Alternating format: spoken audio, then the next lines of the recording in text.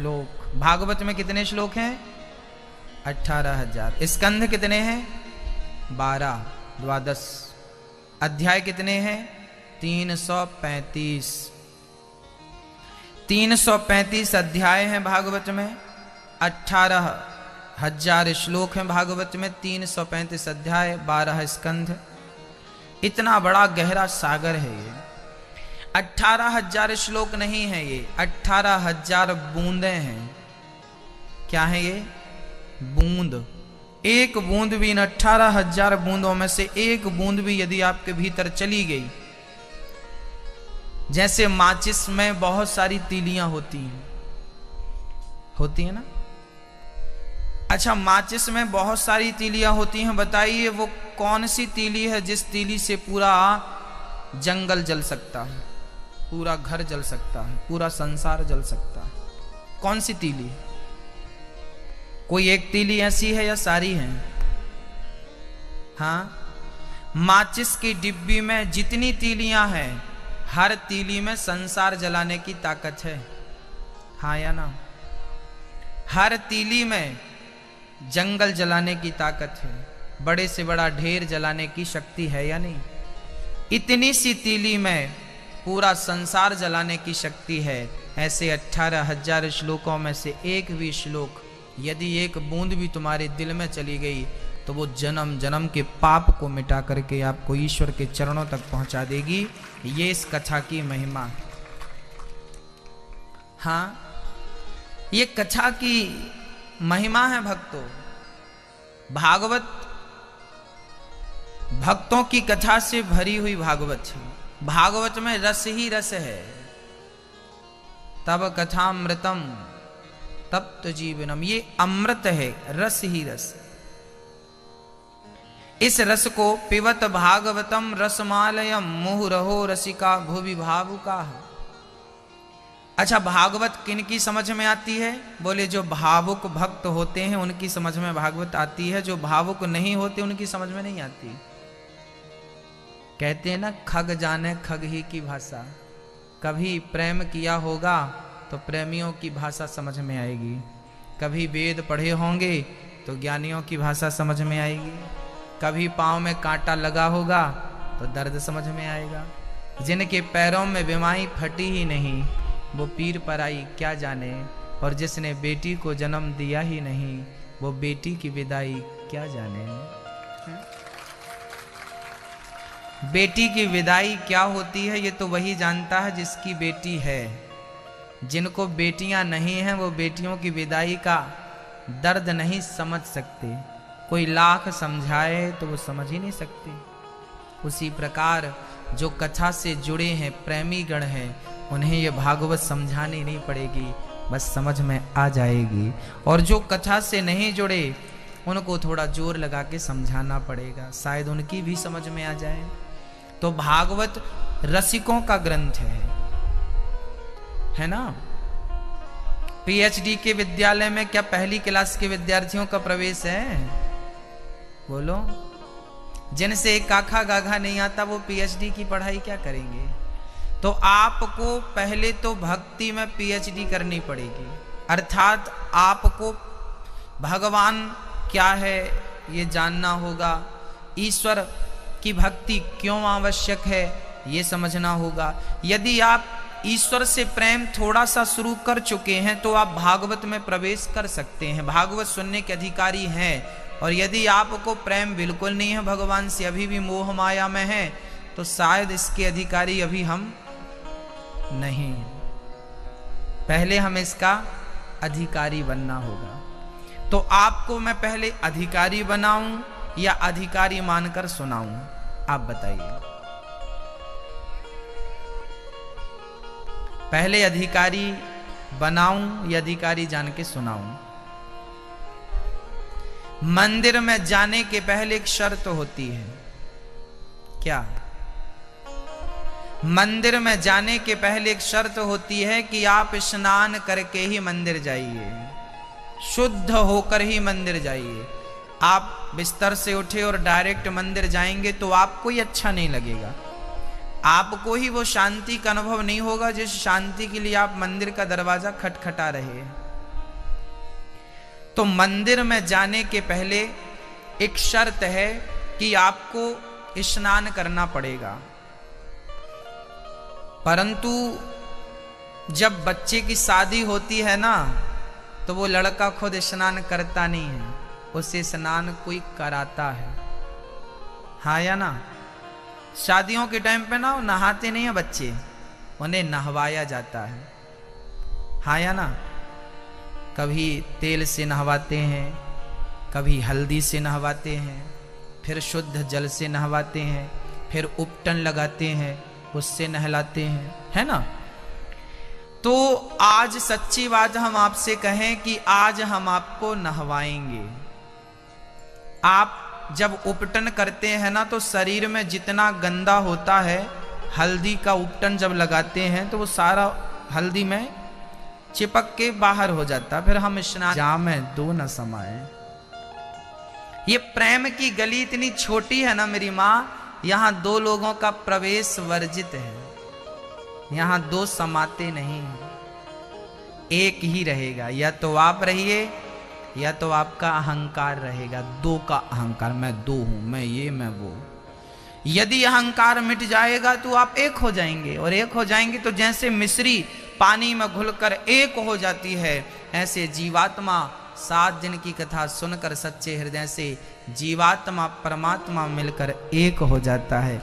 एक बनाने की कथा है ये, अनेक से एक करने की कथा है। भागवत क्या करती है? अनेक से एक कर देती है। वो एक से अनेक नहीं करती, अनेक से एक कर देती है। भक्तों, भागवत का पहला श्लोक हमें क्या सिखाता है वो समझते हैं। ये भागवत के महात्म्य का पहले अध्याय का फर्स्ट श्लोक। सच्चिदानंद रूपाय विश्वोत्पत्त्यादि हेतवे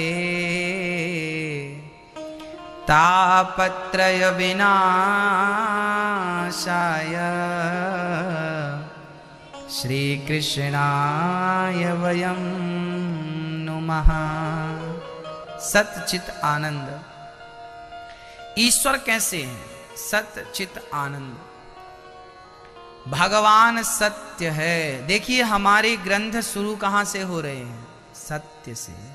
हमारे ग्रंथ कहां शुरू हो रहे हैं? सत्य से। सत्यम ब्रूयाद प्रियम ब्रूयाद। हमें कैसा बोलना चाहिए मेरी मां?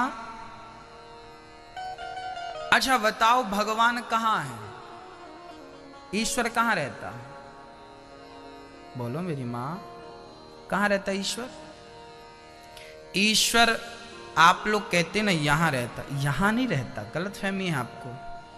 ईश्वर यहां नहीं रहता हृदय में, ईश्वर आपकी वाणी में रहता है। कहां रहता? आपकी वाणी जब सच बोलती है ना, तो वो सच ही तो ईश्वर है। और आपकी वाणी जो झूठ बोलती है, वो झूठ ही तो दुर्योधन है, वो झूठ ही तो रावण है, वो झूठ ही तो कंस है, वो झूठ ही तो हिरण्याक्ष हिरण्यकश्यप है। तो वाणी में राम को बिठाना है या रावण को, वो आप देख लीजिए। यदि आप सच बोलते हैं तो आपकी वाणी में राम बैठेंगे, ईश्वर बैठेगा। और यदि आपकी वाणी गलत बोलती है, झूठ बोलती है, तो फिर आपके पास ईश्वर नहीं है। ये बात हम नहीं कह रहे हैं, गोस्वामी जी तुलसीदास जी कह रहे हैं। सत्य बराबर तप नहीं। चलो गाओ हमारे संग। हमारी बात मत मानिएगा, गोस्वामी जी कह रहे हैं कि सत्य बराबर तप नहीं, झूठ बराबर पाप, जाके हृदय साच है। इसको एक बार आप बोलिए। जाके हृदय साच है, प्रभुता के हृदय आप। जिसके हृदय में सत्य है उसी के हृदय में ईश्वर है। जिसके हृदय में साच नहीं उसकी ईश्वर। तुम ठोकते रहो छाती अपनी, क्या होता है? पीटते रहो। पानी पे लाठियां पीटने से क्या मिलेगा? मेहनत बेकार जा रही है कि नहीं?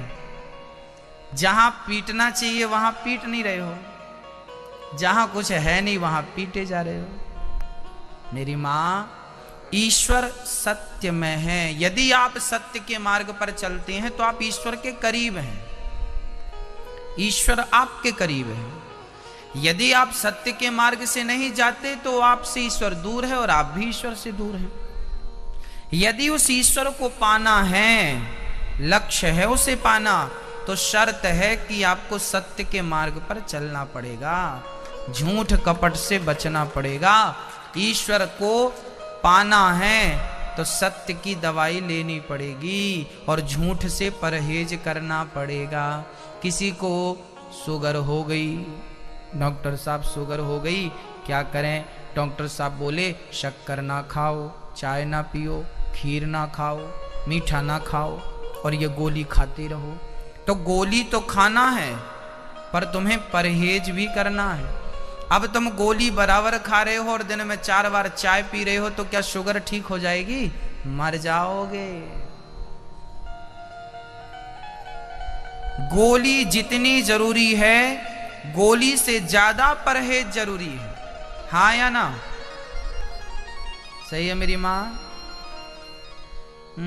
ते रहिए, सत्य के मार्ग पर तो चलते रहिए, परंतु झूठ कपट छल से परहेज करते रहिए। इन पे मत उलझ जाइएगा, नहीं तो काम बिगड़ जाएगा।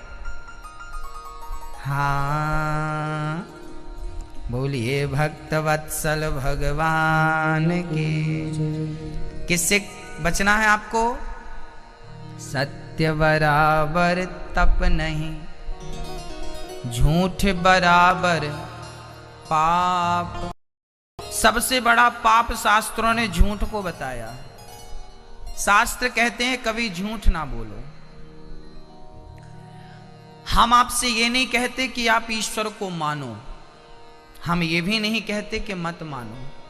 ना हम मानने का दबाव बनाएंगे, ना तो ना मानने की बात कहेंगे। हम थोड़ी देर के लिए भगवान की बात ही नहीं करेंगे। हम तो केवल ये कहेंगे कि यदि आप इंसान हैं तो इंसानियत के नाते आप भगवान को मानते हैं या नहीं मानते ये मुद्दा नहीं है, पर आपको सच बोलना चाहिए या नहीं ये बताइए। जो ईश्वर को मानता है क्या वही सच बोलने का ठेका लेगा? जो नहीं मानता, साहब हम तो भगवान को नहीं मानते, तो भगवान को नहीं मानते तो क्या झूठ बोलोगे? आप भगवान को माने या ना माने, पर सच को तो मानना पड़ेगा। चोर भी चोरी करता है ना तो बंटवारे के टाइम बोलता है सच बोलना कितना पाया तुमने। तो चोर भी जो झूठ बोलकर चोरी करते हैं वो भी बंटवारे के टाइम पे सच की उम्मीद करते हैं कि नहीं? सच्चाई से ही चोरों का बंटवारा होता है कि नहीं? ये दुनिया मेरी मां सच्चाई पर टिकी हुई है। इस दुनिया का हर व्यक्ति, अच्छा ये बताओ, आप अपने पति से, अपने बच्चों से झूठ बोलना पसंद, झूठ सुनना पसंद करेंगे या सच सुनना पसंद करेंगे? आप अपने पति से, अपने बच्चों से क्या सुनना पसंद करते हैं? झूठ? आपका पति झूठ बोले, पति आपसे झूठ बोले? हर व्यक्ति सच की उम्मीद करता है, हर व्यक्ति से। हाँ या ना? हम चाहते हैं कि आप सच बोलें, आप चाहते हैं कि हम सच बोलें। संसार का हर प्राणी सच की उम्मीद करता है सामने वाले से, पर दुर्भाग्य ये है कि वो खुद झूठ बोलता है। चाहता ये है कि सामने वाला सच बोले पर खुद झूठ बोलता है। ये कैसे होगा? जो उम्मीद आपने दूसरों से लगा रखी है, आपको भी उस उम्मीद में दूसरों के लिए खरा उतरना पड़ेगा। पहले आपको सच के मार्ग में चलना पड़ेगा, तब आप दूसरों से उम्मीद कर पाएंगे कि हमने सच बोला है, तुम भी बोलना। आजकल हमने थिंकिंग बना रखी है झूठ बोलेंगे बस, 2 पैसे बचाएंगे, झूठ बोलेंगे तो काम बनेगा। दुकानें जितनी मार्केट में दुकानें हैं ना, इनने सबने थिंकिंग बना रखी है, झूठ बोलेंगे तो ही दुकान चलेगी। किसी भी दुकानदार के पास आप जाओ, जब वो दुकानदार मेरे पास आता है, मैं बोलता हूं भाई सच बोला करो, तो बोलता गुरुजी हम तो व्यापारी हैं, हमारा तो बिजनेस है, हमें तो झूठ बोलना पड़ेगा। आपने थिंकिंग बना ली है कि आप झूठ बोलेंगे तो ही आपका बिजनेस चलेगा। सोचो कि झूठ बोलने से इतना चलता है, तो सच बोलेंगे तो ना जाने कितना चलेगा। जब झूठ आपको इतना सफल बनाता है, तो सच आपको कितना सफल बनाएगा। विडंबना तो यह है कि आपको झूठ पर भरोसा तो है, पर सच पर भरोसा नहीं। एक बार सच पे भरोसा तो करके देखो, तुम्हारी दुकान बंद तो हो नहीं जाएगी। आप सच के साथ रहिए। हाँ, हो सकता है कि आप 2 पैसे कम कमाएं। अभी 1000 रुपए कमाते हैं तो सच बोलेंगे तो 800 कमाएंगे। 200 का नुकसान शुरू में हो सकता है, पर जब आदमी को विश्वास हो जाएगा कि ये बंदा कभी झूठ नहीं बोलता, तो मैं कहता हूं कि मार्केट में सबसे ज्यादा दुकान आपकी ही चलेगी, क्योंकि आपने दूसरों का विश्वास जीत लिया है। दूसरों का विश्वास जीत लिया। लगता जरूर है सच थोड़ा सा ना कड़वा लगता, शुरू में अटपटा लगता है, पर आदत बन जाए तो काम बढ़िया हो जाता है ना। सच्चाई पे चलना सीखिए। कोशिश करिए कि आप झूठ कभी ना बोलें। भागवत की पहली, मैं आपको नहवा रहा हूं, ये उपटन लगा रहा हूं आपको। आप ये मत सोचिए मैं आपको कथा सुना रहा हूं, मैं कथावाचक नहीं हूं। मैं तो आपको कहीं, मैं तो नगरों में झाड़ू में तो नगर पालिका में जैसे झाड़ू लगाने वाले लोग होते हैं ना, मैं भी एक झाड़ू वाला हूं। मैं भी जब शादी विवाह में उपटन और नहवाते हैं कि नहीं, कौन लोग नहवाते हैं, कौन लोग नहवाते हैं? बस वही हम हैं। शादी विवाह में बच्चों को जो नहवाते हैं ना, वही लोग हम हैं, वही हैं हम। झाड़ू नगर पालिका के लोग लगाते हैं, हम भी झाड़ूदार हैं, झाड़ू वाले हैं। फर्क इतना है कि वो गलियों को साफ करते हैं, हम आपके मन और चित्त को साफ करते हैं।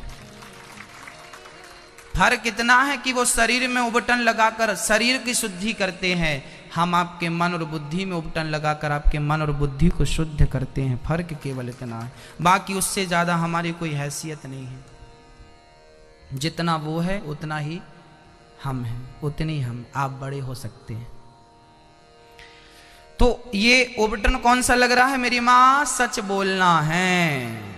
पहले हम आपको योग्य बना दें। कथा में अब आपने बहुत कथाएं सुनी, कथाएं सुन ली और झूठ बोल रहे हैं, तो कथाएं सुनी तो झूठ बोलेंगे तो क्या फर्क पड़ेगा उसका?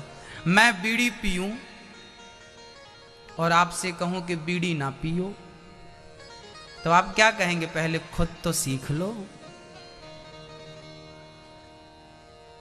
यही जवाब होगा कि नहीं?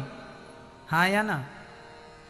तो आप अपने बच्चों से जब कहेंगी कि बेटा तू सच बोला कर, तो कहीं आपका बेटा ना कह दे मम्मी पहले तुम तो सीख लो सच बोलना।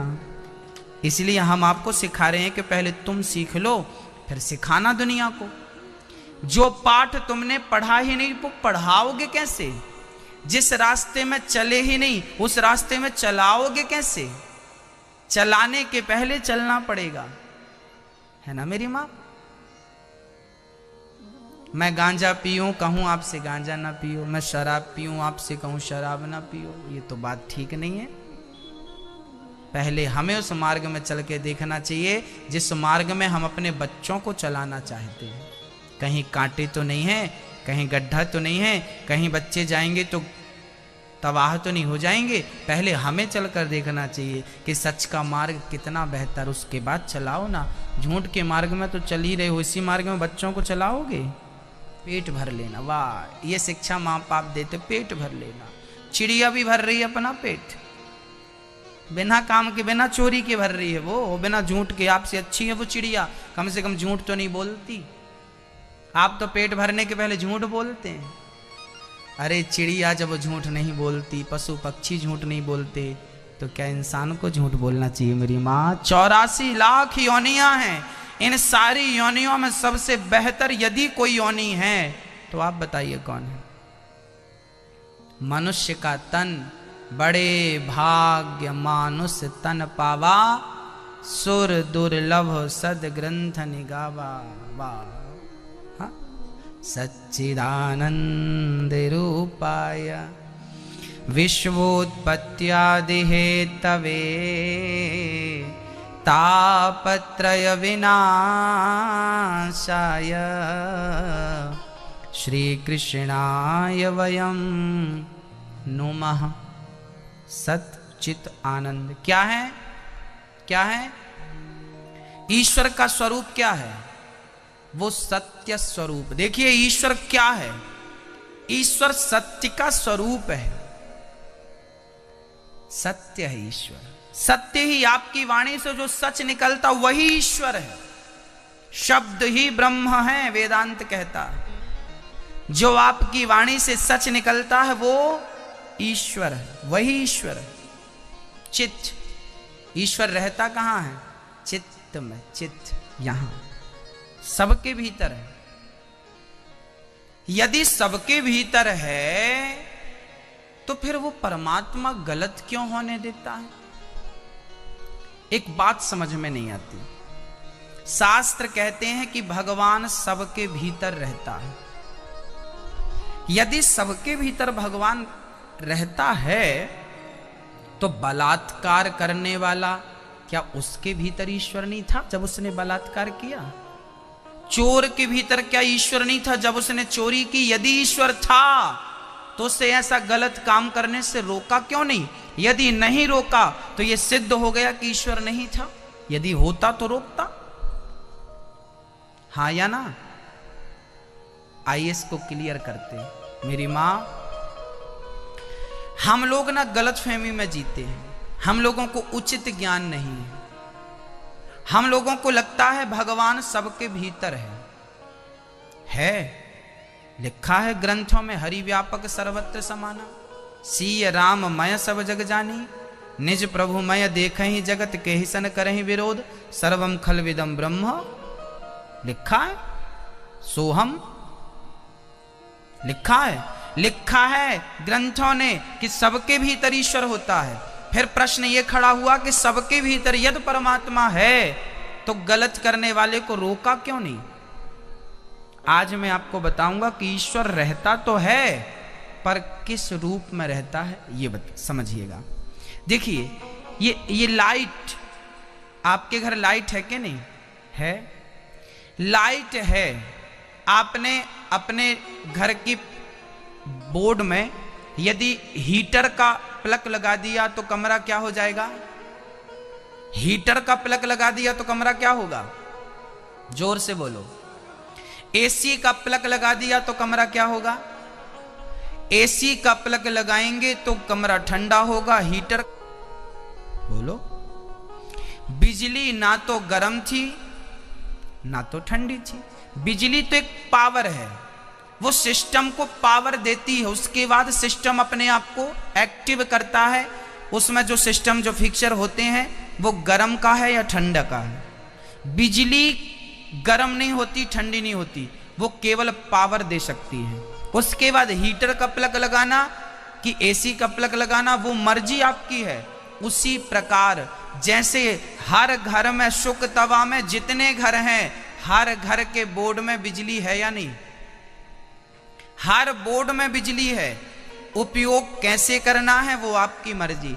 ऐसे हर जीव के अंदर ईश्वर है, पावर के रूप में। ईश्वर केवल पावर है, शक्ति है। अब उस शक्ति का सदुपयोग करना है या दुरुपयोग करना है? ईश्वर ने आपको बुद्धि दे रखी है कि नहीं? यदि हम आपसे कहें कि गड्ढे में गिर जाओ, कुएं में कूद जाओ, तो क्या आप कूद जाएंगे? कहो मेरी मां। यदि हम आपसे कहें कि कुएं में कूद जाओ तो क्या आप कूद जाएंगे? हाँ या ना? नहीं ना?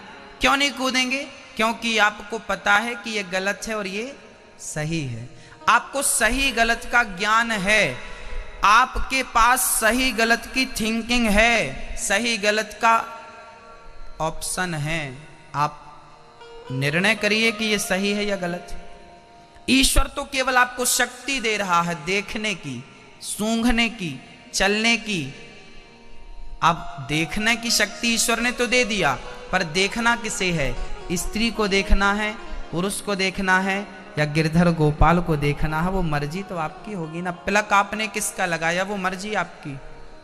आंख का काम है देखना। अब अच्छी चीज देख रहे हैं या बुरी चीज, वो आप पर निर्भर करती है, आपकी मानसिकता पर निर्भर करती है। ईश्वर तो सबके भीतर है भक्तों, पर वो केवल पावर के रूप में है। वो शक्ति प्रदान करता है। आंख को शक्ति देता है देखने की, कान को शक्ति देता है सुनने की, जिह्वा को शक्ति देता है स्वाद की। यदि वो परमात्मा निकल जाए तो हमारी आंख काम नहीं करेगी ना, एक्टिव नहीं है। बिजली चली जाए तो प्लग तो है, हीटर का भी प्लग लगा दो, एसी का भी लगा दो, पर बिजली चली जाए तो क्या करेगा हीटर, और क्या करेगी एसी? तो एसी और हीटर तभी काम करेगा जब बिजली होगी। तो ईश्वर आपके भीतर एक चेतना के रूप में उपस्थित है, एक शक्ति के रूप में, एक पावर के रूप में उपस्थित है। अब उस पावर का आपको सदुपयोग करना है या दुरुपयोग करना? आप स्वतंत्र हैं ना। अच्छा, एक बात और है मेरी माँ, जब आप कोई भी गलत काम करते हैं तो एक बार आपके अंदर से आवाज जरूर आती है कि ये काम गलत है। ये आपने भी अनुभव किया होगा। कोई भी काम आप गलत करिए, चोरी करिए, दुनिया का कोई भी घटिया काम करिए, कमरे के भीतर करिए, प्रकाश में करिए, अंधकार में करिए, आप कभी भी कोई भी गलत काम करें या गलत निर्णय लें तो एक बार आपके अंदर से आवाज जरूर आती है कि ये भाई गलत है। हाँ या ना? हाँ या ना? बस वो जो आवाज आई थी ना, वही आवाज ईश्वर की थी। उसने तुम्हें चेताया था, जाग जाओ, ये गलत कर रहे हो, पर तुमने उसकी बात सुनकर भी अनसुनी कर दी। अब जब सुना ही नहीं तो इसमें विधाता का क्या कसूर है? तुमने जो किया उसके अपराधी खुद हो ना। अब जो हरकत तुमने की है, जो अच्छा या बुरा किया, उसके अधिकारी आप स्वयं है। ईश्वर का दोष मत लगाइए, ईश्वर को दोष मत दीजिए। ईश्वर इसका दोषी नहीं है, क्योंकि आपके पास बुद्धि है। आपको फिटकरी और मिश्री दोनों रख दी जाएं तो आप देखकर तो नहीं बता सकते, पर चाट कर बता सकते हैं। हाँ या ना? आपको मिश्री और फिटकरी यदि साथ में रख दी जाए तो आप देखकर तो नहीं बता सकते। हम पीस के रख दें आपके सामने दोनों, तो आप दोनों में भेद देखकर तो नहीं बता सकते। आंख धोखा खा सकती है, पर आपकी जिह्वा धोखा नहीं खा सकती। ईश्वर का काम केवल यहीं तक था कि वो आपकी आंख में और आपकी जिह्वा में चेतना दे और बताए कि ये मिश्री है और ये फिटकरी है। अब उसके बाद आप मिश्री खाएं या फिटकरी खा जाएं, वो मर्जी आपकी है। ईश्वर ने बताया तो था कि ये गलत है, फिर भी तुमने किया। अब इसका दोषी कौन है? दुर्योधन ने महाभारत की तैयारी कर ली, मैं लड़ूंगा।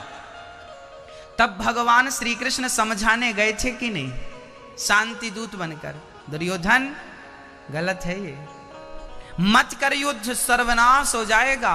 पांडवों को 5 गांव रहने के दे दे, ज्यादा मत दे।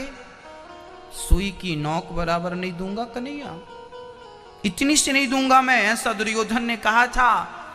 सुई की नोक बराबर जगह ना देने वाला दुर्योधन क्या सुई की नोक बराबर जगह लेकर गया?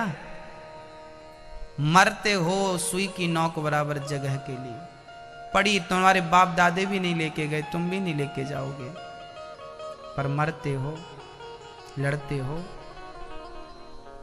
हाँ, ईश्वर ने समझाया था दुर्योधन को, माना नहीं, नहीं माना तो सर्वनाश हुआ। मान लेता तो सर्वनाश से बच जाता। जो तुम्हारे भीतर की आवाज है मेरी माँ, वही ईश्वर की आवाज, उसे पहचानना सीखिए। वही परमात्मा की चेतावनी है, ये गलत है और ये सही है। वो आपसे ही बोल देता है, और वो आवाज केवल आप ही सुनते हैं, बाजू वाला नहीं सुनेगा। आपके बाजू में कोई बैठा हो तो वो नहीं सुनेगा। हाँ या ना? सही है ना मेरी माँ? हाँ ना? हाँ। ईश्वर का स्वरूप क्या है? सत्य। हमें कौन सा मार्ग अपनाना है? सत्य। कहाँ रहता है भगवान? सत्य में रहता है। चित ईश्वर सर्वत्र है, हम सबके भीतर बैठा है। किसके भीतर बैठा है? बोले जिसके भीतर सत्य बैठा उसके भीतर ईश्वर बैठा। जिसके भीतर सत्य की जगह नहीं उसके भीतर ईश्वर का कोई काम नहीं। ईश्वर का तीसरा स्वरूप है आनंद। ईश्वर का क्या नाम है मेरी माँ? आनंद। जब आप असत्य छोड़ देंगे ना मेरी माँ, सत्य के मार्ग पर चलेंगे तो आनंद ही आनंद होगा। ईश्वर का तीसरा नाम आनंद है। सत्य के बाद आनंद है, सत्य के बाद चित है, चित के बाद आनंद है। पहले सत्य के मार्ग पर चलिए, फिर चेतना में अनुभव करिए उस ईश्वर का, अपने अंदर अनुभव करिए।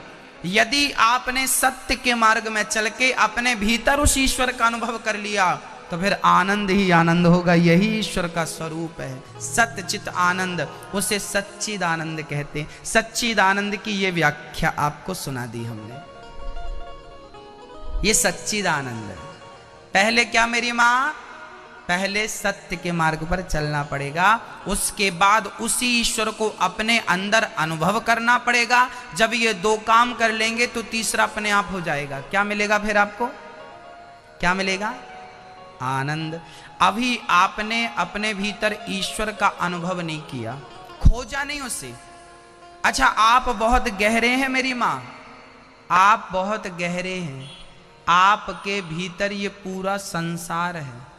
आपने बाहर तो बहुत कुछ देख लिया, बाहर तो बहुत कुछ ढूंढ लिया, पर अभी अंदर देखना और अंदर ढूंढना भी बाकी है। बाहर देख लिया सो देख लिया, अब थोड़ा आंख बंद करके अपने भीतर देख लो कि भीतर क्या है। शांति बाहर नहीं मेरी माँ। यदि हमने बाहर दिया जला दिया और कोई आंखें, किसी की आंखें फूटी हो तो उसके आंखें जिसकी फूटी हो उसके सामने 10 दिए जला दो, 100 दिए जला दो तो कोई अर्थ है? अंधे के सामने आप सूर्य भगवान को लाकर खड़ा कर दो तो कोई अर्थ है ना मेरी माँ। अंधे के सामने 1000 दीपक भी बेकार हैं और जिसके भीतर एक दीपक जल गया, जिसकी आंखें जाग गईं, देखने लगी, वो अंधकार में भी अपना मार्ग ढूंढ ही लेता है, जिसकी चेतना जाग जाती है। बस मेरी माँ, आप अंधे ना बने। अच्छा बताओ, अंधा किसे कहते हैं? जिनकी आंखें फूट गई वो, या जिनका विवेक और बुद्धि फूट गई वो? जिनकी आंखें हैं वही लोग बड़े अंधे हैं। हाँ या ना? उदाहरण देता हूं। आज हमने एक अखबार पढ़ा, यूपी में 15 दिन पहले एक घटना घट गई उत्तर प्रदेश में। सुनना, 15 दिन पुराना अखबार आज हमने पढ़ा। यूपी के किसी शहर का वो अखबार था। उस अखबार में आया था कि बहू और बेटे ने अपनी माँ को इतना टॉर्चर किया, अपने बाप को इतना टॉर्चर किया कि माँ बाप जहर खा के मर गए। बेटे ने खुद की औलाद, जिसके लिए रोते हो ना भगवान बेटा दे दे बेटा दे दे, उसी बेटा ने अपनी माँ को और उसी बहू ने अपनी सास को इतना परेशान किया कि दोनों बुढ़ा बुढ़ी जहर खाने पर मजबूर हो गए, मजबूर हो गए, मर गए। इससे क्या देखा हमने, क्या सीखा हमने? कि उन बच्चों के आंख थी, फिर भी उन्हें अपने मां की वेदना दिखाई पड़ी क्या? मां का दर्द दिखाई पड़ा क्या? मां बाप की चीख और पड़ी क्या? अंधे वो नहीं होते मेरी मां जिनकी आंखें फूटी होती हैं। अंधे वो होते हैं जिनकी दोनों आंखें सलामत हैं, फिर भी उन्हें किसी का दर्द दिखाई नहीं पड़ता। यही अंधे लोग। ये अंधे बहुत खतरनाक अंधे हैं। ये उन अंधों से खतरनाक हैं जिनकी आंखें फूट गई हैं।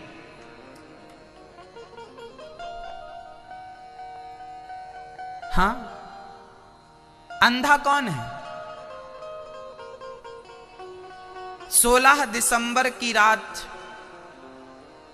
दामिनी के साथ बलात्कार करने वाले क्या अंधे थे? उनकी आंखें थी ना? थी कि नहीं थी? उनकी आंखें। फिर भी उन्होंने उस लड़की के साथ बलात्कार किया कि नहीं?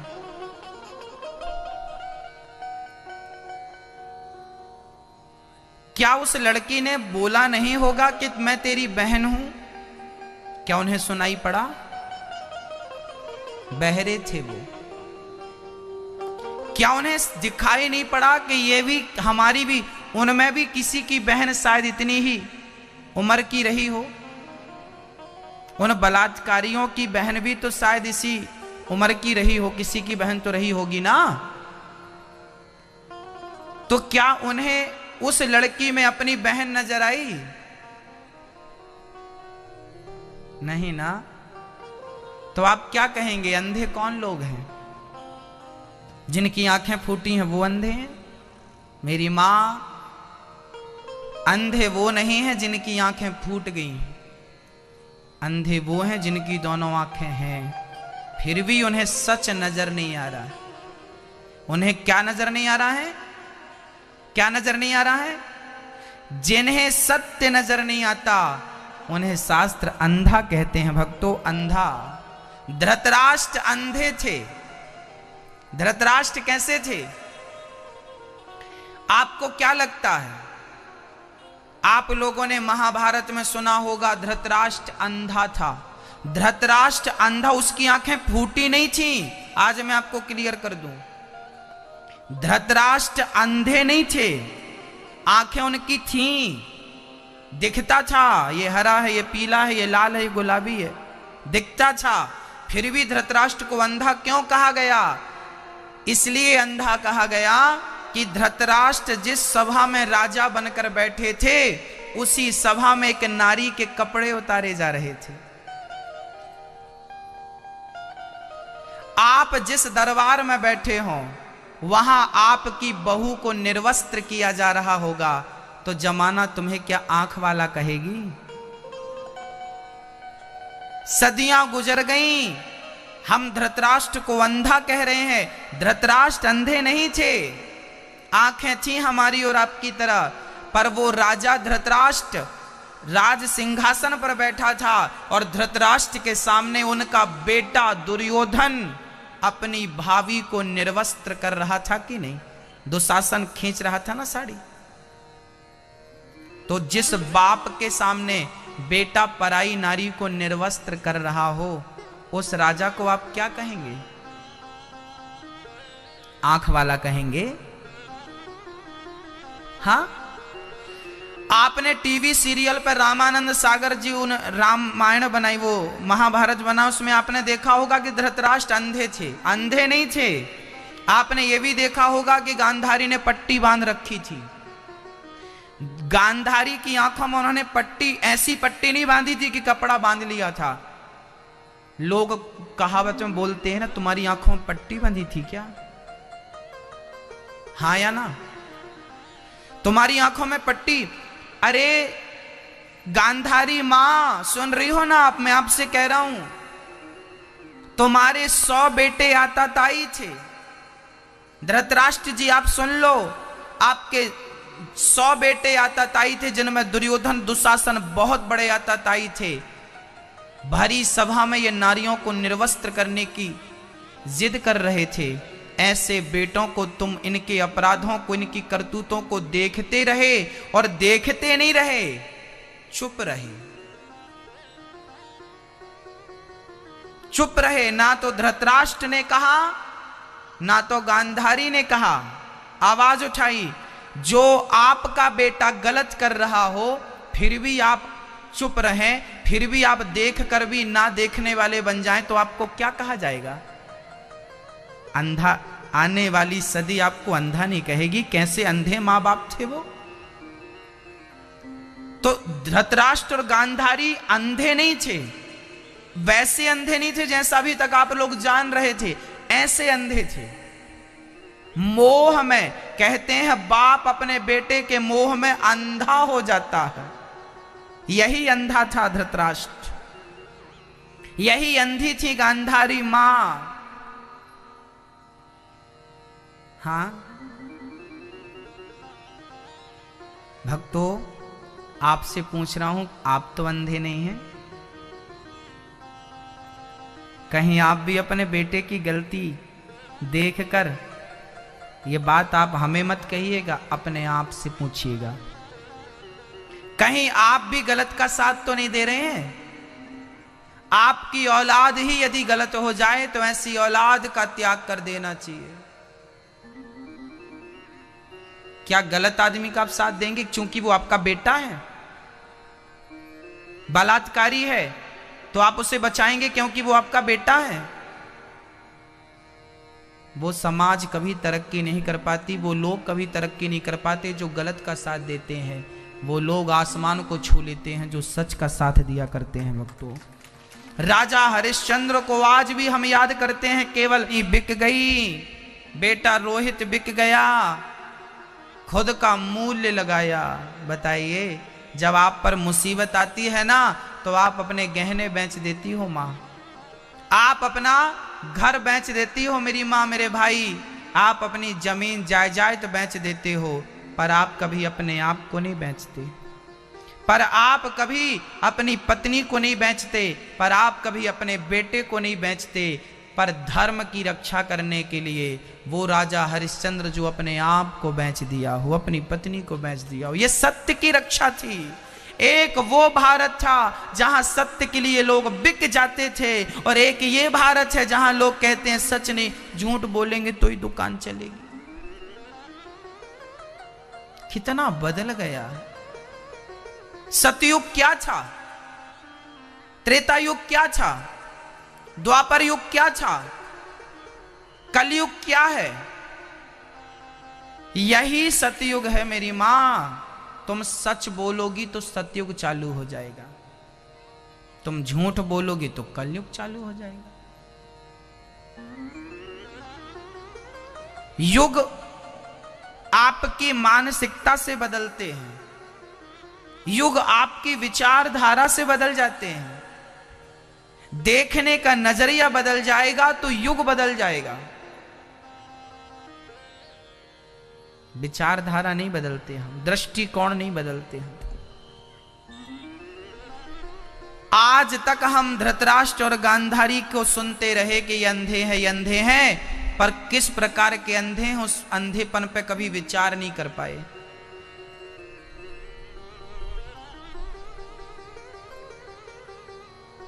क्यों नहीं विचार कर पाए हम?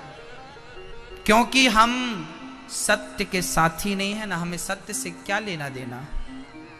हमारी तो बस दुकान चल जाए, 2 पैसे बच जाएं, बस हम तो करोड़पति बन जाएं, तुम चूल्हे में जाओ। सत्य जाए तेल लेने, हमारी तो दुकान चल जाए, पैसे मिल जाएं करोड़ों रुपए। किसे पड़ी है सच की? कौन बचा रहा है सत्य? कौन बोलता है सच? केवल इसीलिए आप झूठ बोलते हैं कि आपका फायदा हो जाए। क्या करोगे कमा के भाई? ले जाओगे बांध के? सच की खेती कर लेना। सच और झूठ की 2 ही पोटरी तुम्हारे सिर पे होंगी। आखिरी टाइम पे निर्णय आपको लेना है कि गठरी सच की बांधनी है या झूठ की बांधनी है। अच्छा एक बात बताओ, आप जितने लोग यहां बैठे हो, यदि आज आप संकल्प कर लो कि आज के बाद मैं कभी झूठ नहीं बोलूंगा, तो बताइए क्या आप लोग भूखे मर जाएंगे? आप में से कौन भूखा मर जाएगा हमें बताओ। यदि आप ठान लें कि हमें आज के बाद कभी झूठ नहीं बोलना, सदा सच बोलना है, सच के मार्ग पर चलना है, तो क्या आप में से कोई भूखा मर जाएगा सच बोल के? मरेगा? हाँ। पांडवों ने कभी धर्म नहीं छोड़ा था, पांडवों ने कभी सत्य नहीं छोड़ा था, इसलिए उनकी रक्षा करने कौन आया था? अर्जुन का सारथी कौन था? भगवान श्री क्यों थे? दुर्योधन के सारथी क्यों नहीं बने? जबकि कृष्ण के समधी लगता था दुर्योधन, कृष्ण के सगे समधी थे दुर्योधन जी, मतलब ये समधी थे। आपका समधी चुनाव पे खड़ा हो जाए, भले आप उस पार्टी को पसंद नहीं करते, पर समधी है तो आप वोट जरूर अपने समधी को देंगे, भले वो गलत के साथ खड़ा हो।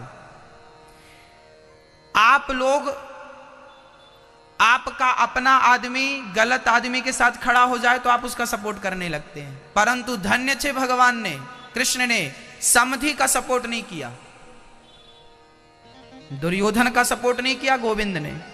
क्यों नहीं किया? क्योंकि तू गलत है, तू अधर्म के साथ खड़ा है, तू झूठ के साथ खड़ा है, छल करता है तू, झूठ करता है तू, झूठ बोलता है। और पांडव 5 थे, कन्हैया किसके संग खड़े हो गए? पांडवों के संग। क्यों खड़े हो गए?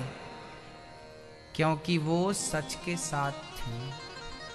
आप सत्य के साथ रहेंगे ना मेरी मां, तो आपकी सेना भले कम हो, आप संख्या में भले कम हो, पर सहयोग करने वाला, सिर पे हाथ रखने वाला कन्हैया होगा आपके साथ,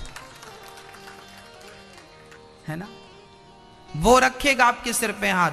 आपको भीड़ इकट्ठी करनी है या कन्हैया को इकट्ठा करना है? तो कन्हैया को इकट्ठा करना है तो सत्य के मार्ग पे चलिए, और भीड़ इकट्ठी करनी है तो झूठ बोलिए, खूब भीड़ इकट्ठी हो जाएगी। झूठ बोलने पे भीड़ लग जाती है, सच सुनने वाले लोगों की संख्या थोड़ा कम होती है। सच कम लोग पसंद करते हैं, झूठ ज्यादा लोग पसंद करते हैं। नाचने वाली आएगी तो ज्यादा लोग आएंगे, कथा सुनने कम आएंगे। झूठ के सहयोगी ज्यादा है, क्योंकि झूठ का प्रचार ज्यादा हो चुका है, झूठ के ग्राहक ज्यादा हो चुके हैं, इसलिए सबको झूठ पसंद आता है। सच की खेती करना मेरी मां, सच की खेती करना। हाँ, चित्त पर जितना मैल लगा है सब खाली कर देना, समाप्त कर देना। ईश्वर सत्य चित्त आनंद। आनंद, आनंद कहीं बाहर से लाके डाला नहीं जाता, आनंद है आपके भीतर। आप आनंद हो, स्वयं आनंद हो आप वही लोग हैं ना, जब मां के पेट से जन्म लिए थे तो आप सोते सोते हंसा करते थे, हाँ या ना? छोटे छोटे बच्चों को देखा होगा आपने, वो सोते सोते हंसते हैं, हाँ या ना? आप भी तो छोटे थे, सोते सोते हंसते थे, किलकारी मारते थे। कहां गई वो आपकी हंसी? जब आपके हाथ में एक भी रुपया नहीं था तब आप बढ़िया वाला हंसते थे। आज करोड़ों के मालिक हैं, फिर भी आपकी हंसी वो नहीं है। कहां गई वो हंसी आपकी? कहां चली गई वो हंसी? कहां खो गई? आपकी हंसी पर इच्छाएं हावी हो गई। आपकी इच्छाओं ने, आपकी उन इच्छाओं ने आपको गाड़ी की इच्छा, बंगले की इच्छा, जमीन जायदाद की इच्छा, पद प्रतिष्ठा की इच्छा, आपकी इन इच्छाओं ने आपकी खुशी को कुचल दिया। आपके ऊपर इच्छाओं का बोझ बढ़ता गया और आपकी हंसी समाप्त होती गई। अब आपकी हंसी है पर झूठी हंसी है। आप जितने लोग हंस रहे हैं ना, ये सब झूठी हंसी है। असली हंसी तो वो थी जब बचपन में आप किलकारी मारते थे, शुद्ध हंसी वो थी। कहां चली गई आपकी हंसी? कब हंसोगे? 84 लाख योनियां हैं मेरी मां। उन योनियों में केवल विधाता ने आपको और हमको हंसने का मौका दिया है। किसी और को दिया हो सो आप कहो। हंसिए, प्रसन्न रहिए, कल की चिंता ना करिए, कल कृष्ण पर छोड़ दीजिए। तू जो करेगा कन्हैया बहुत अच्छा करेगा, हम क्यों चिंता करें? हम कल की फिक्र क्यों करें? आज पर जियो ना, प्रेजेंट में जियो, वर्तमान में जियो, कल गोविंद के चरणों में छोड़ दो। जो करेगा बेहतर करेगा। कल का सूर्य आपके लिए कुछ अच्छा लेकर आएगा। कब? जब छोड़ दोगे। अब सौंप दिया इस जीवन का सब भार तुम्हारे हाथों में है, जीत तुम्हारे हाथों में है हार तुम्हारे हाथों। बस मेरा निश्चय बस एक यही, एक बार तुम्हें पा जाऊं मैं, और पाऊंगा तो क्या करूंगा, बोले अर्पण कर दूं दुनिया का, सब प्यार तुम्हारे हाथों में। आहा, सब सौंप देने के लिए मैं कन्हैया को चाहता हूं। बाप बेटे को ढूंढता है, बेटा मिल जाओ हमें। क्या हुआ पिताजी? बेटा ये लो चाबियां, आज से पूरी खेती तुम्हारी, पूरी तिजोरी तुम्हारी, पूरा बंगला तुम्हारा, सब तुम्हारा। अब हम जा रहे हैं, हमारी फिक्र ना करना, हमें याद ना करना। अभी तक हम तुम्हारे होकर रह रहे थे, अब भगवान के होकर रहेंगे, ईश्वर के होकर रहेंगे। सौंप दो। जैसे बाप अपने बेटे को सब कुछ सौंप देता है, ऐसे आज आप बेटा है, त्वमेव माता च पिता त्वमेव, हम सबके माता पिता वही हैं। आज अपने आप को सौंप दो भगवान को। प्रभु मैं सौंपने आया हूं, सब कुछ दे दो उसे, सब तेरा है, सब तेरा। बस एक तू है। जो चिंता है आपको, टेंशन है आपको, कई लोग डिप्रेशन में हैं, काहे की चिंता है? तुम कुछ करते हो क्या? आपने मान लिया है कि आप कर रहे हैं, इसलिए आपको चिंताएं हैं। आपने मान लिया है कि आप धक्का लगा रहे हैं, इसलिए आप चिंता में। गोवर्धन भगवान कृष्ण ने उठाया तो सारे ब्रजवासियों ने डंडा लगा लिया, काहू ने कंधे लगाए। कन्हैया बोले क्या कर रहे हो? ब्रजवासी बोले कन्हैया पहाड़ गिर जाएगा, हमने भी तो थामा है। अब सारे ब्रजवासी कहने लगे हमने उठाया, कोई हमारी तुम्हारी अकेली ताकत छोड़ी, हमारी भी तो है। हमने उठाया, हमने उठाया, हमने उठाया, हमने। भगवान बोले तो तुम लोग थामो, हम थोड़ा नाश्ता कर लें। अब लगाओ तुम्हारे कितना बल है। गोवर्धन किसने उठाया था? कृष्ण ने। पर ब्रजवासी जबरदस्ती छाती पीट रहे थे, हमने उठाया, हमने उठाया। भगवान ने थोड़ा नीचे किया, सारी लाठियां टूट गई। बस वो ब्रजवासी और कोई थोड़ी है, हम सभी तो हैं। जिंदगी का भार, जिंदगी का बोझ, आपके परिवार का भार, आपके परिवार का बोझ, सच कहता हूं उस कन्हैया के हाथों में है। तुमने जबरदस्ती अपने कंधे लगा रखे हैं, हटा लो, कुछ नहीं बिगड़ने वाला। हटा लो अपने कंधे, हटा लो अपनी लाठियां, हटा लो अपना बल। सुनेरी मैंने निर्बल केवल राम। ईश्वर किनका है? जो निर्बल हैं, जिनके पास बल है उनको क्या पड़ी। द्रौपदी के पास जब तक खुद का बल था, कन्हैया नहीं आए। पतियों का बल था द्रौपदी को, मेरा तो पति गांडीवधारी अर्जुन है। अर्जुन देख तेरी पत्नी के वस्त्र कोई उतार रहा है। अर्जुन ने सिर नीचे कर लिया। कोई बात नहीं, दूसरा भी ऑप्शन था। भीम था, 10,000 हाथियों का बल था, इसके होते हुए इसकी पत्नी को कोई स्पर्श कर सकता था? आवाज लगाया, भीम तुम्हारी पत्नी के वस्त्र उतार रहा है दुशासन, हाथ काट दो इसके। भीम ने सिर नीचे। द्रौपदी ने कहा कोई बात नहीं, न्याय की मूर्ति मेरे सामने बैठी है, धर्मराज युधिष्ठिर। युधिष्ठिर देखो आपकी पत्नी लुट रही है, वस्त्र उतर रहे हैं, बचाओ। धर्म की मूर्ति ने भी सिर झुका लिया। अब उम्मीद किससे करेगी?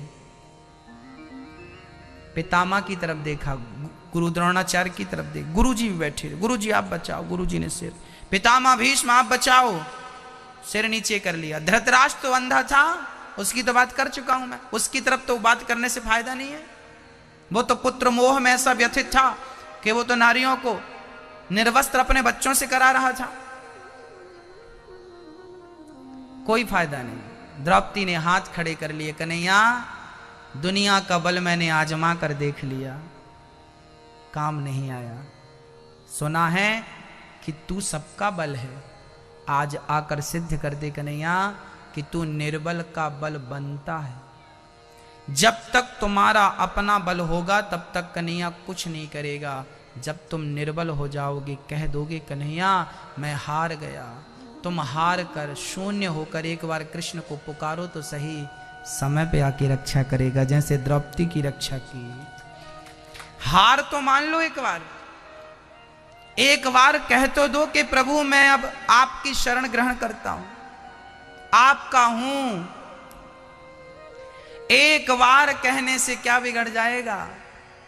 याद रखना मेरी मां, जब तक आपके पास दुनिया का बल होगा, परिवार का बल होगा, तब तक ईश्वर आपकी नहीं सुनेगा। क्या कहना पड़ेगा आपको कि प्रभु मेरे पास आपके सिवा कोई दूसरा बल?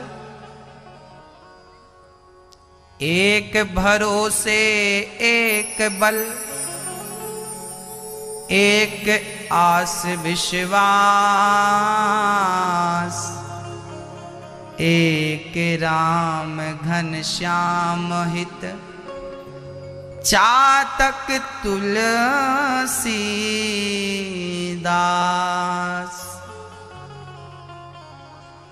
हाँ? कहाँ जा छिपे हो प्यारे कन्हैया, यहाँ लाज मेरी लूटी जा रही है। दुशासन के हाथों तेरी द्रौपदी की सभा बीच साड़ी खींची जा रही है। कहाँ जा छिपे हो प्यारे कन्हैया, यहाँ लाज मेरी लूटी जा रही है। जिन्होंने कभी मेरी सूरत ना देखी, ये द्रौपदी कह रही है, जिन्होंने कभी मेरी सूरत ना देखी, वो देखेंगे आज बदन मेरा नंगा। क्यों? जुआ में पति जी मेरे हारे हैं बाजी, महलों की रानी लूटी जा रही है। जुआ खेलते हो कि नहीं आप लोग? जुआ ये कराता है, क्या कराता है? ये कराता है। भरी सभा में खुद की पत्नी लुट रही है, सहायता के लिए पुकार रही है, पर अपनों का हाथ भी खड़ा नहीं होता। इसका कारण कौन था? जुआ ना खेला होता युधिष्ठिर ने तो क्या ये दुर्दशा होती द्रौपदी की? शास्त्र दर्पण है, कंघी करते समय दर्पण को देखते हो, चरित्र का निर्माण करते समय भी जरा ग्रंथों के दर्पण को देख लिया करो। ये ग्रंथ तुम्हारे दर्पण है। हाँ, देख लो दर्पण कि कौरवों ने जुआ खेला था, सर्वनाश हो गया। तुम खेल रहे हो, बस देखना यह है कि तुम्हारा कितने दिनों में होता है। होगा जरूर। यदि युधिष्ठिर जैसों को दंड मिला है 12 वर्ष का वनवास और 1 वर्ष का अज्ञातवास और कौरवों का सर्वनाश, तो दंड तुम्हें भी मिलेगा। थोड़ा देर लग रही है, मैंने सब्र रखा है। वो दिन देखूंगा जब तुम्हारे जुआ का तुम्हें दुष्परिणाम भोगना पड़ेगा।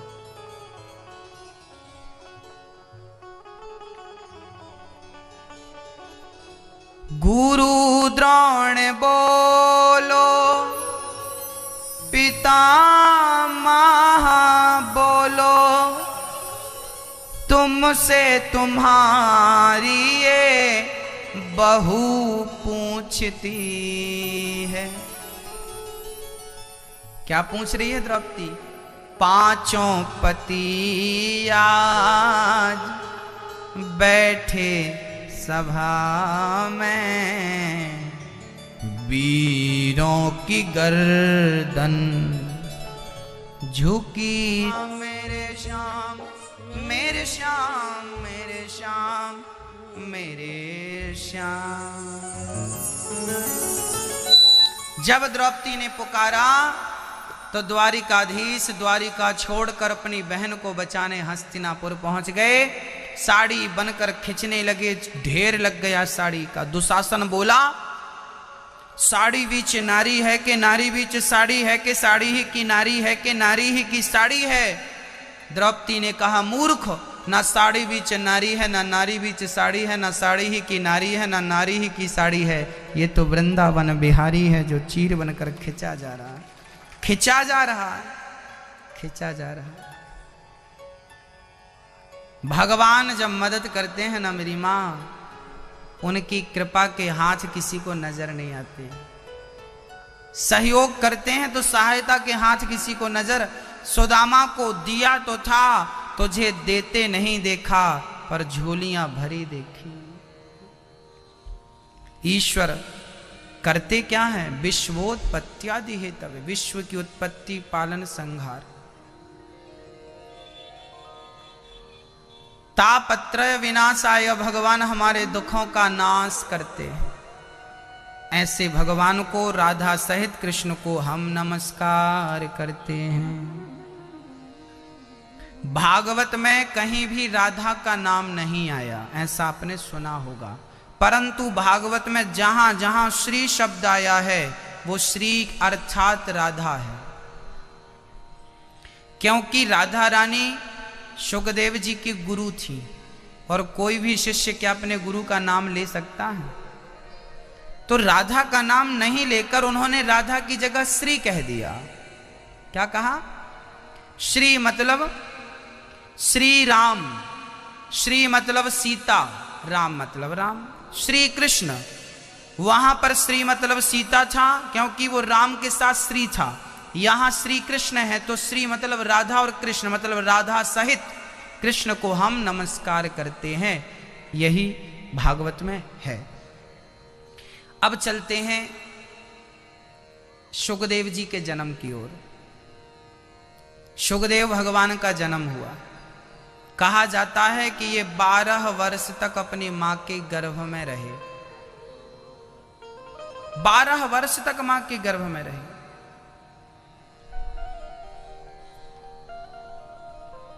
और वेद अध्ययन करके वहां से निकल पड़े।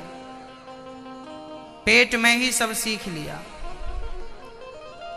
अच्छा, आपको कभी ये बात अटपटी लगे कि भाई 12 वर्ष तक कोई अपने मां के गर्भ में कैसे रह सकता बच्चा? तो गर्भ कहते हैं एक स्थान को, है ना। गर्भ एक स्थान को कहा जाता है। लोग कहते हैं ना गर्भगृह में चलो, जहां भगवान बैठते हैं उसे क्या बोला जाता है? गर्भगृह बोला जाता है कि नहीं? शुकदेव जी के बारे में मैं आपको जो विस्तृत चर्चाएं हैं वो तो सुनाऊंगा। एक चर्चा तो ये है कि वो अपने मां के गर्भ में 12 साल तक रहे, पर आपको ये अटपटा ना लगे इसलिए मैं इसको क्लियर कर दूं। शुकदेव जी तो अपने मां के गर्भ से सही वक्त पे जन्म ले चुके थे, 9 महीने में, परंतु वो अपने मां के गर्भ में रहे, अर्थात वो मां के पास ही रहकर उसी स्थान पर रह के 12 वर्ष तक के लिए वो ध्यान मग्न हो गए थे। ऐसा अद्भुत बालक थे शुकदेव जी के जन्म लेते ही 12 वर्षों के लिए खो गए।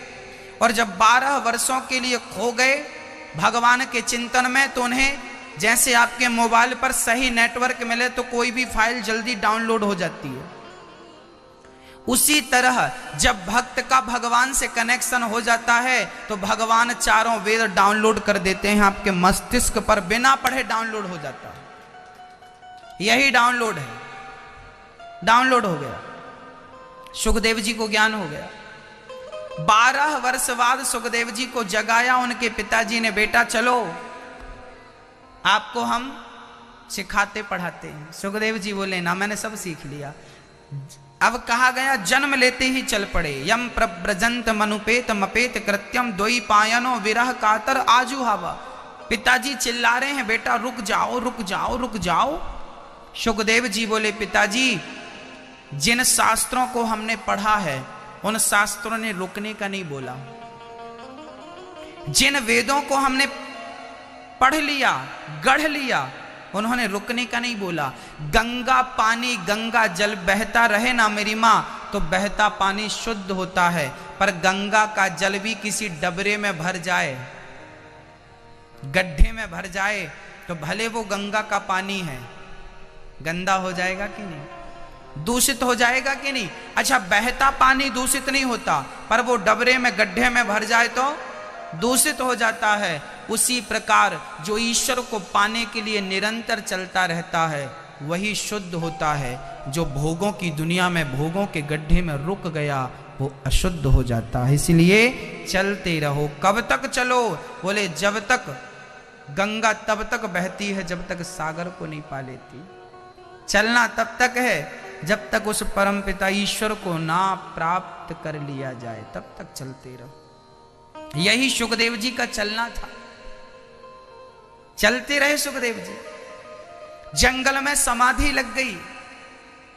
अच्छा, आप कहते हैं गुरुजी हमारा मन नहीं लगता, बहुत मन नहीं लगता, मन नहीं लगता, मन नहीं। क्यों नहीं लगता मन? क्योंकि आपकी चाहत अभी बड़ी बड़ी है, इच्छाएं ज्यादा हैं। और जिन्होंने समझ लिया है शास्त्रों को गहराई से, उनकी समाधि जल्दी लग जाती है। क्यों? इसलिए लग जाती है क्योंकि उन्हें जगत की चाहत नहीं, उन्हें तो जगन्नाथ की चाहत रहती है। तो जगन्नाथ जो भीतर है, समाधि जल्दी लग गई। आपको जगत की चाहत है इसलिए आप बाहर देखते रहते हैं। आप 5 मिनट के लिए अपनी आंखें बंद नहीं कर सकते, है ना? आप देखिएगा, आप बंद करेंगे फिर खुल जाएंगी। वो दुनिया देखना चाहती, बाहर क्या चल रहा है। वो बाहर क्या चल रहा है देखना चाहती हैं, भीतर क्या चल रहा है ये कोई नहीं देखना चाहता। भीतर उथल पुथल मची है, मन अशांत है। भीतर देखेगा कौन? फुर्सत किसे है? बाहर देखने से फुर्सत मिले तो आदमी भीतर देखे। हाँ, बाहर मजा ज्यादा है ना, मजे में उलझा रहता है, भीतर देखता नहीं। बिना देखे ही मर जाएगा, झांक के नहीं देखता। परिणाम यही हुआ। सुखदेव जी ने समाधि लगा ली और भीतर झांकना शुरू कर दिया। अंदर अंदर ईश्वर शांत चित्त में प्राप्त होता है। कामना मुक्त हो जाइए, कामना रहित हो जाइए, इच्छाएं त्याग दीजिए। जब आपकी अनंत इच्छाएं समाप्त हो जाएंगी तो मन धीरे धीरे शांत होने लगेगा। अच्छा, एक बात बताओ, गंदा पानी बाल्टी में भरा हो, एक बाल्टी में गंदा पानी भरा है, एक बाल्टी में साफ पानी, शुद्ध पानी भरा है। अब बताइए किस पानी में आपका प्रतिबिंब नजर आएगा? चेहरा किस पानी में दिखेगा? बोल लो जोर से। गंदे पानी में क्या आपका चित्र दिखाई पड़ता है? साफ पानी में दिखता है ना। यदि पानी साफ हो तो आपका प्रतिबिंब चित्र नजर आता है, पानी गंदा हो तो नजर नहीं आता। मन गंदा होगा तो उस गंदे मन में भी ईश्वर का चित्र नजर नहीं आएगा। मन शुद्ध हो जाएगा तो ईश्वर का चित्र नजर आएगा मन मंदिर में। फिर भगवान को देखने तीर्थ नहीं जाना पड़ेंगे, फिर भगवान की झलक आपको यहां दिखाई पड़ने लगेगी। हम तो कहते हैं मेरी मां, आप अपने मन को दर्पण बना दीजिए। मन को क्या बना दीजिए? क्या बनाइए? क्या बनाइए? जोर से बोलो। दर्पण। यदि मेरे पास दर्पण है तो आपकी छवि मेरे दर्पण में आ जाएगी कि नहीं? हाँ या ना? हाँ या ना? यदि दर्पण नहीं है तो मैं आपकी छवि कैसे लूंगा? चित्त को, मन को क्या बनाना पड़ेगा? जब आप अपने मन को, अच्छा दर्पण में धूल जमी हो तो भी चित्र नजर नहीं आता, दर्पण बिल्कुल साफ होना चाहिए तो प्रतिबिंब नजर आएगा। मन को, चित्त को दर्पण बनाइए और जिस दिन मन दर्पण बनेगा ईश्वर की छवि डाउनलोड हो जाएगी, ईश्वर दिखाई पड़ने लगेगा मन मंदिर में। यही मन मंदिर है। बाहर के मंदिर से काम नहीं बनेगा, भीतर के मंदिर से काम बनेगा। मंदिर बाहर नहीं होने चाहिए, मंदिर भीतर होना चाहिए। मंदिर पत्थर का नहीं होना चाहिए, मंदिर मिट्टी का नहीं होना चाहिए, मंदिर तो मन का होना चाहिए, मन मंदिर होना चाहिए, मन का मंदिर। मन ही मंदिर बन जाए तो ईश्वर से मिलना सहज हो जाएगा, सरल हो जाएगा। और यदि तुम पत्थर के मंदिर में भगवान को ढूंढते रहे तो फिर ढूंढते रहो, बाप दादे भी ढूंढते ढूंढते मर गए। चित्त को दर्पण बनाइए, मन को दर्पण बनाइए, साफ करिए इसे। रामचरितमानस में लिख रहे हैं गोस्वामी जी, निर्मल मन जन सो मोहि पावा। आगे आप बोलो, मोहि कपट छल छिद्र ना भावा। एक बार आप बोलो मैया, निर्मल मन जन, जोर से बोलो मेरी मां, बोलो निर्मल मन जन सो मोहि पावा, मोहि कपट छल छिद्र ना भावा। निर्मल मन, भगवान को कौन सा मन पसंद है? गंदा नहीं, बाल्टी में गंदा पानी भरा है, चित्र नजर ही नहीं आ रहा है। तुम्हारा मन गंदा होगा तो कई जन्म तुम कर लो प्रयास, तुम्हें परमात्मा का दर्शन हो। जब गंदे पानी में तुम्हें खुद का दर्शन नहीं होता तो गंदे मन से भगवान का क्या दर्शन होगा? विचार तो करो। पहले मन को शुद्ध करो, अपने आप को ठीक करो। गंगा नहा लिया, कौन नहाया? तन। मन ने कितनी बार नहाया? हाँ मेरी मां। एक राजा था, उस राजा के दरबार में एक चित्रकार आया।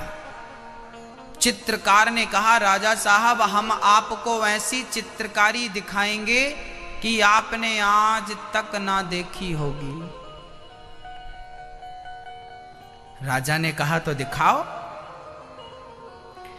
तो राजा के जो अपने चित्रकार थे उन्होंने कहा कि यदि इसने बढ़िया चित्र बना दिया तो हमारा तो पत्ता साफ हो जाएगा। तो उन्होंने कहा, राजा साहब इससे क्या चित्र बनवाएंगे? आपके दरबार में तो खुद बहुत सारे दरबारी चित्रकार हैं, आप हमसे दरबार में चित्र बनवाइए। तो राजा ने कहा, अच्छा एक काम करो, तुम भी बनाओ और तुम भी बनाओ, जिसका चित्र बहुत बढ़िया होगा उसको उचित इनाम दिया जाएगा। अब तो दोनों चित्रकारों ने 6 महीने का समय लिया। कितने महीने का? 6 महीने। एक दीवार पर राजा के चित्रकारों ने चित्र बनाया और सामने दीवार, बिल्कुल आमने सामने, समझिए ऐसे, एक दीवार ये थी, एक दीवार बिल्कुल आमने सामने। एक दीवार पर राजा के अपने चित्रकारों ने चित्र बनाना शुरू किया और दूसरा जो विदेश से आया था एक चित्रकार, दूसरी दीवार पर उसने बनाना शुरू किया।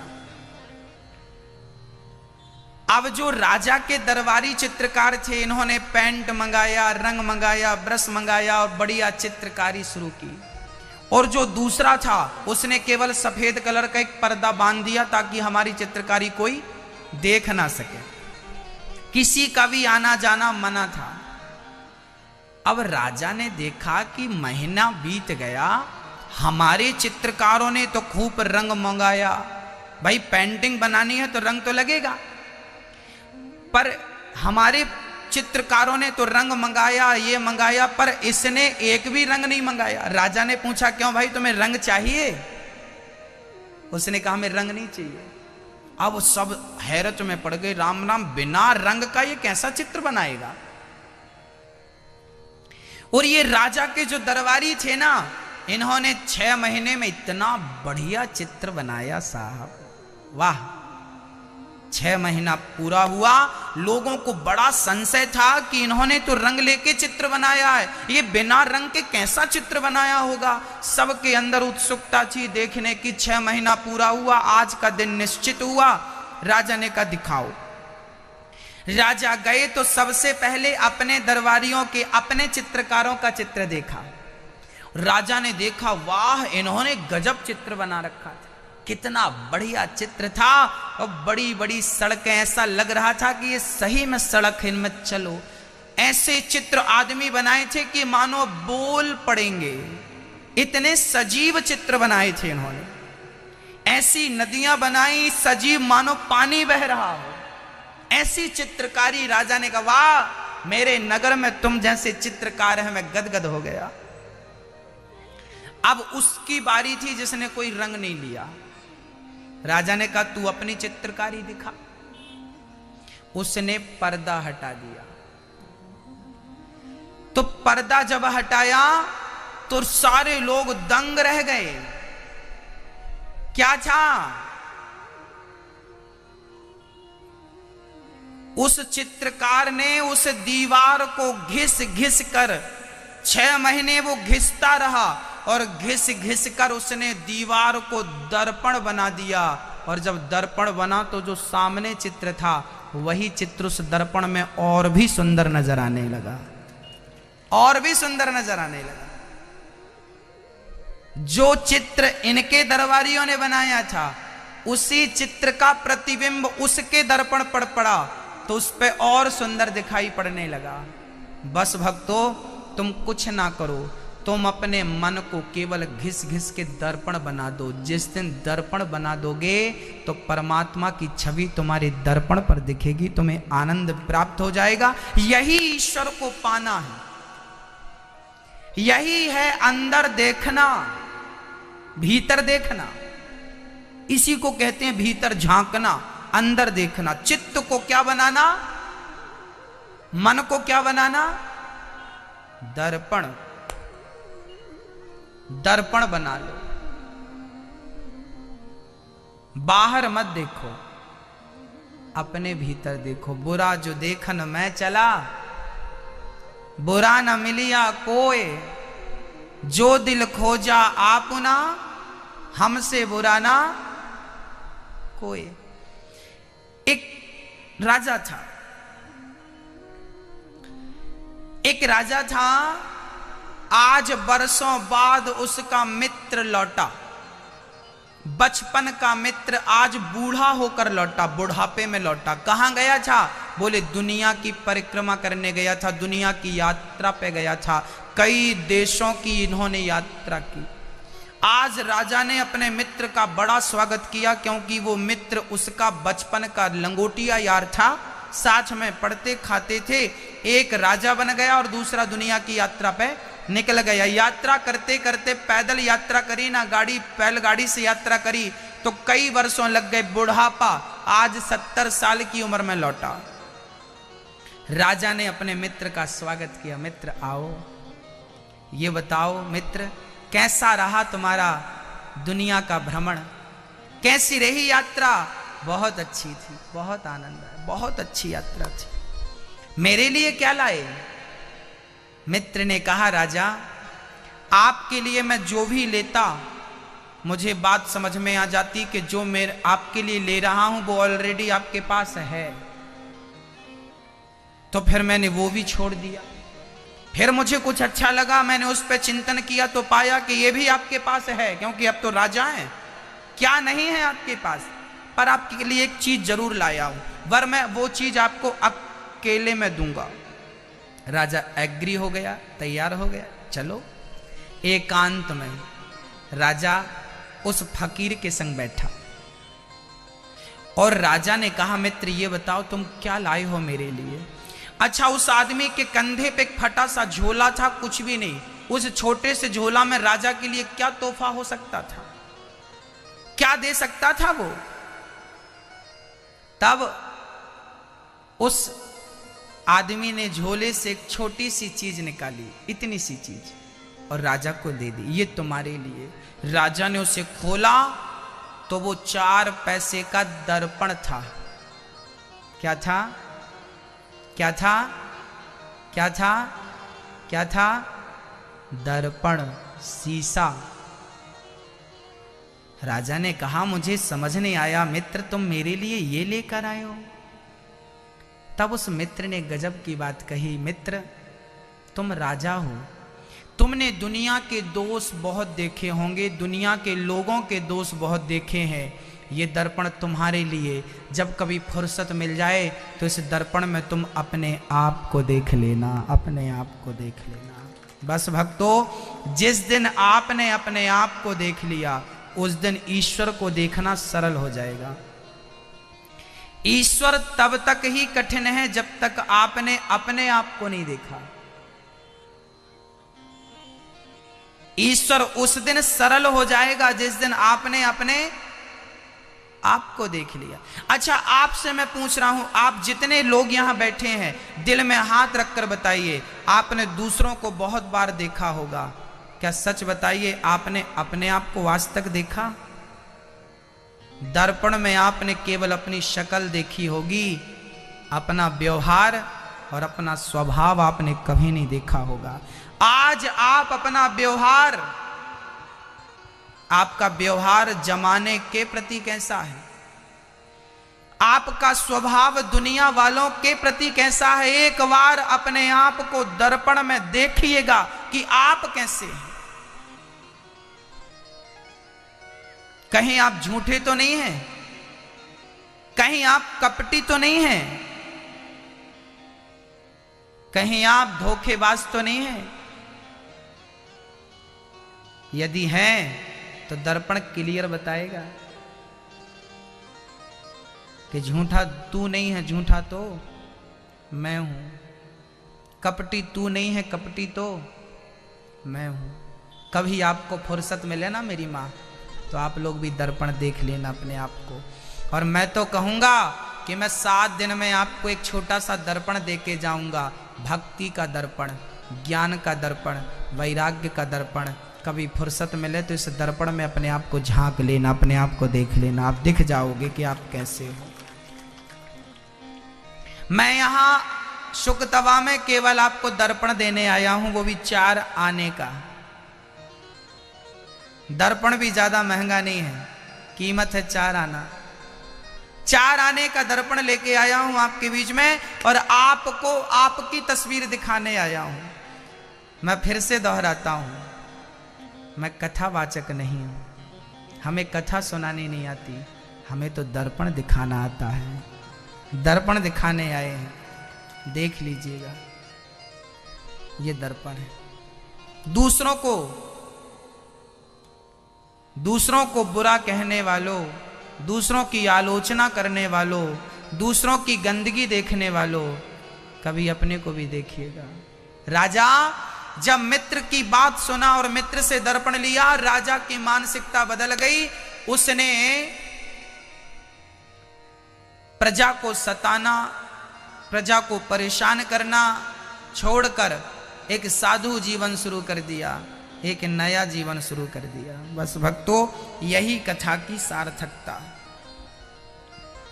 अपने आप को देखना सिखाती है भागवत, अपने आप को देखना सिखाती है भागवत। देख लो अपने आप को, हम कैसे हैं। घिस घिस के बना दो अपने मन को दर्पण, देखो फिर ईश्वर कैसे दिखता है। 88,000 संत बैठे थे। ऐसे सुखदेव जी को हम प्रणाम करते हैं जो जन्म लेते ही सन्यासी हो गए। उन्होंने भागवत का स्वाध्याय किया था। 88,000 संत बैठे थे नैमिषारण्य में। उन संतों के बीच में सूत जी का आगमन हुआ। किनका आगमन हुआ? सूत जी का। सभी संत खड़े हो गए। सूत जी को प्रणाम करने लगे और उन संतों ने कहा, भक्ति ज्ञान विरागाप्तो विवेको वर्धते महान, माया मोह निरासश्च वैष्णवै क्रियते कथम। भक्ति ज्ञान विरागाप्तो, कथा हमें क्या सिखाती है?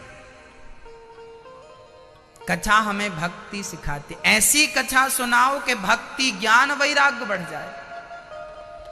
शौनक जी प्रश्न करते हैं, सूत जी कहते हैं, सुनिए, ये जो कथा आप श्रवण कर रहे हैं ये देवताओं को भी दुर्लभ है। अच्छा, कथा देवताओं को दुर्लभ क्यों है? क्योंकि कथा से देवताओं का कोई संबंध नहीं है। कथा योगियों की है और स्वर्ग भोगियों का है। कथा योगी प्राप्त कर सकता है, भोगी प्राप्त नहीं कर सकता। इंद्र योगी नहीं है, इंद्र भोगी है, इसलिए वो कथा के अधिकारी नहीं है। क्योंकि इंद्र क्या है? भोगी हैं। स्वर्ग में बहुत सारे भोग हैं। आपने सुना होगा स्वर्ग में अप्सराएं हैं। स्वर्ग में कौन है? आप लोग भी अपने पूर्वजों के नाम पे लिखवाते हैं स्वर्गीय। भाई साहब, हमें तो स्वर्ग फोकट में नहीं चाहिए, फ्री में। इंद्र हमसे आकर कहें स्वर्ग चलो, नहीं जाएंगे। हमें स्वर्ग फ्री में नहीं चाहिए। क्यों नहीं चाहिए? क्योंकि मैं आपको बताता हूं, स्वर्ग से अच्छा तो ये मृत्यु लोक है। और यदि पाना ही है तो स्वर्ग ना पाया जाए, भगवान का धाम, भगवान को पाया जाए, जिसे साकेत कहते हैं, गोलोक धाम कहते हैं, जिसे बैकुंठ धाम कहते हैं, वो पाया जाए तब तो ठीक है, तब तो सौदा ठीक है। स्वर्ग पाली। अच्छा, स्वर्ग में क्या क्या दो चीजें हैं। यहां पे हम लोग कहा करते हैं शराब ना पियो, और स्वर्ग में शराब ही पीने को मिलती है। तो हम यहां शराब से बचते बचाते जाएं और वहां पीने लग जाएं। स्वर्ग में अप्सराएं नाच रही हैं, यहां हम पराई स्त्रियों को देखते नहीं हैं और वहां अप्सराओं का नाच देखेंगे। इसलिए स्वर्ग जाएंगे कि यहां हम नारियों से बचते बचाते आए। यहां की नारियों से बच गए तो स्वर्ग में नारियां मिलेंगी। यहां शराब से बच गए तो वहां शराब मिलेगी। इसलिए भैया जी हमें स्वर्ग चाहिए ही नहीं, हमें नहीं चाहिए स्वर्ग। ऐसा पुण्य मत कर लेना कि स्वर्ग जाना पड़े।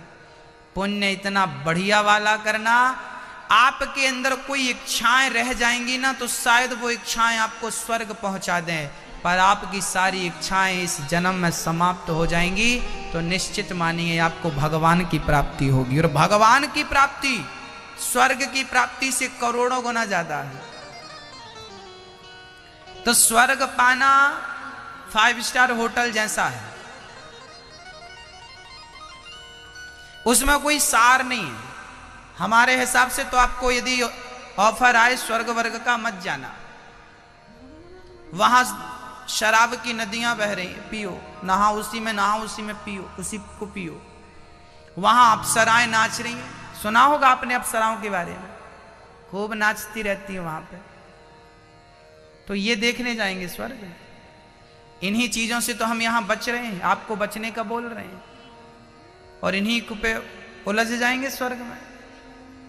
भगवान के निज धाम गोलोक धाम, बैकुंठ धाम, जहां राधा रानी श्री कृष्ण के संग बैठी हैं, जहां मां लक्ष्मी नारायण के चरण दबा रही हैं, जहां भगवान स्वयं अपने भक्तों से सुख दुख पूछ रहे हैं, कैसी रही यात्रा, जहां भगवान अपने भक्तों को गले लगा रहे हो, जहां भगवान गोपियों के घर बच्चे बनकर मक्खन चुरा रहे हो, जहां गोपियों की गोद में भगवान माखन खा रहे हो। भगवान की लीलाएं नित्य होती हैं। जब आप भगवान को पाते हैं तो भगवान उन्हीं लीलाओं में आपको सम्मिलित कर लेते हैं, स्त्रियों को गोपियां बना देते हैं, और पुरुषों को ग्वाल बाल बना करके अपनी लीला में सम्मिलित कर लेते हैं, वही है ईश्वर की प्राप्ति।